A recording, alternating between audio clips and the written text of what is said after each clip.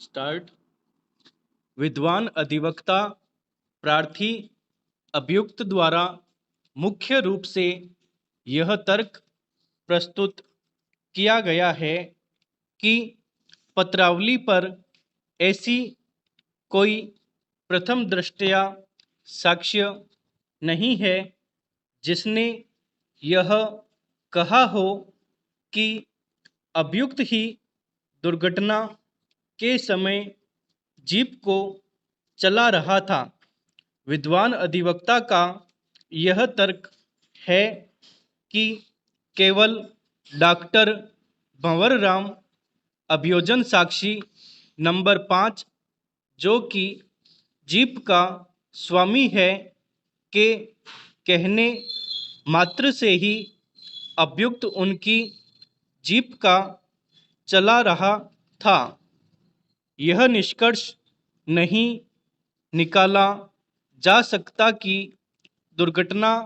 के समय अभियुक्त ही जीप चला रहा था, विशेषकर जबकि अभियुक्त ने स्पष्ट रूप से यह इनकार किया है कि वह घटना के समय जीप को चला रहा था। विचारणीय न्यायालय के यदि निर्णय को देखा जाए तो विचारणीय न्यायालय ने यह निष्कर्ष कि अभियुक्त प्रार्थी ही दुर्घटना के समय जीप को चला रहा था केवल भंवराराम अभियोजन साक्षी नंबर 5 के कथनों पर निकाला है। अब यदि भंवराराम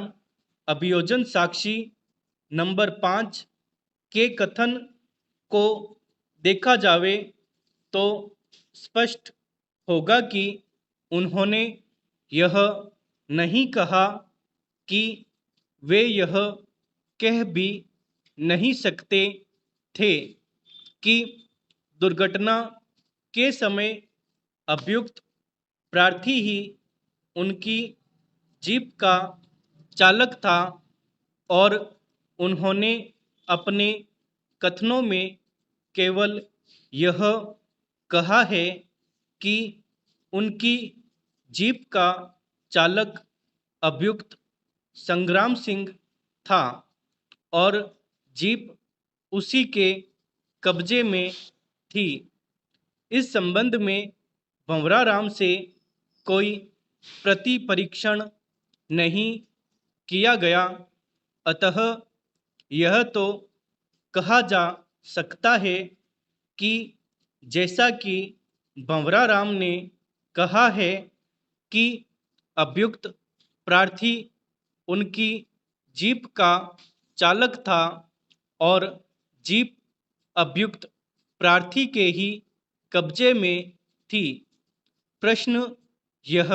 उठता है कि क्या केवल भंवराराम के कथन से यह कहा जा सकता है कि दुर्घटना के समय अभियुक्त द्वारा ही जीप चलाई जा रही थी, जैसा कि ऊपर कहा जा चुका है कि इस संबंध में कोई प्रत्यक्षदर्शी साक्ष्य नहीं है एवं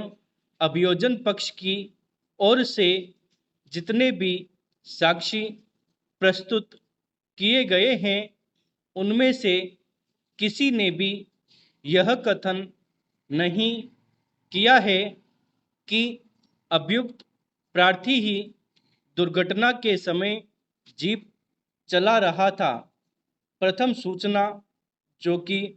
अभियोजन साक्षी नंबर 2 ओम प्रकाश के द्वारा घटना के तुरंत बाद प्रस्तुत की गई है में भी जीप के चालक का नाम अंकित नहीं किया गया है। उसमें यह अंकित नहीं है कि अभियुक्त प्रार्थी संग्राम सिंह जीप चला रहा था। हालांकि अभियोजन साक्षी नंबर 7, श्री नवरंग लाल ने उसके कथन में कहा है कि जीप को ड्राइवर चला रहा था, जो हाजिर अदालत है, परंतु उसने अपने प्रति परीक्षण में जो कथन किया है, यदि उसको देखा जावे तो उससे स्पष्ट होगा कि उसका कथन है कि जब वह पहुंचा उसके पहले ही जीप चली गई थी। जीप कौन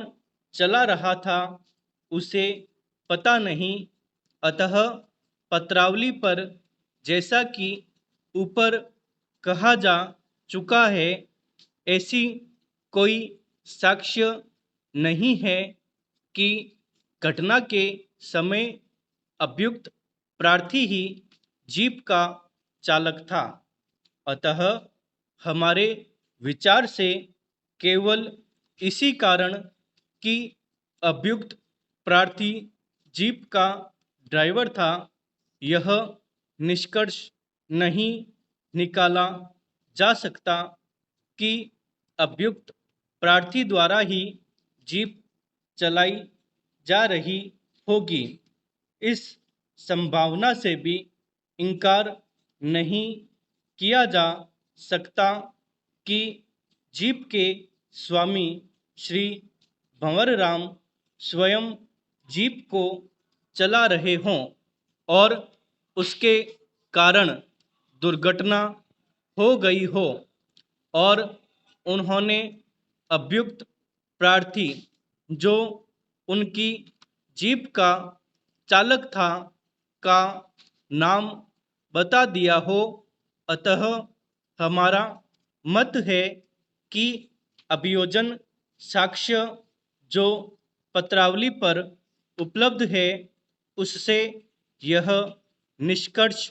विचारणीय न्यायालय द्वारा सही नहीं निकाला गया है कि अभियुक्त प्रार्थी ही जीप का दुर्घटना के समय चालक था। अभियुक्त की दोष सिद्धि के लिए सबसे पहले यह सिद्ध करना आवश्यक होगा कि वह व्यक्ति दुर्घटना के समय किसी मोटरयान या चालक था और तत्पश्चात यह प्रश्न उठ सकता है कि क्या दुर्घटना के समय मोटरयान को लापरवाही व असावधानी से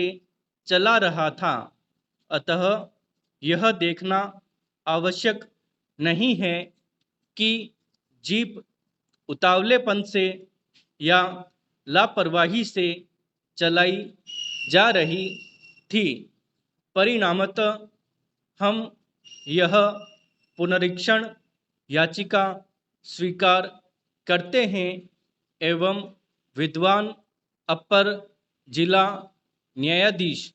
नीम का थाना के निर्णय दिनांक 18 मार्च 1987 एवं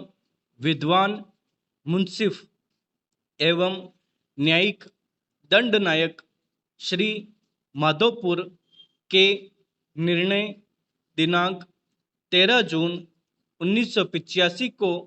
अपास्त करते हैं एवं उनके द्वारा अभियुक्त को धारा 304 ए भारतीय दंड संहिता में दंडित किया गया है, उसे भी अपास्त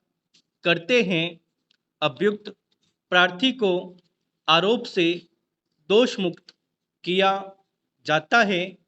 अभियुक्त प्रतिभूति पर है, उसके बंध पत्र व प्रतिभूति निरस्त किए जाते हैं।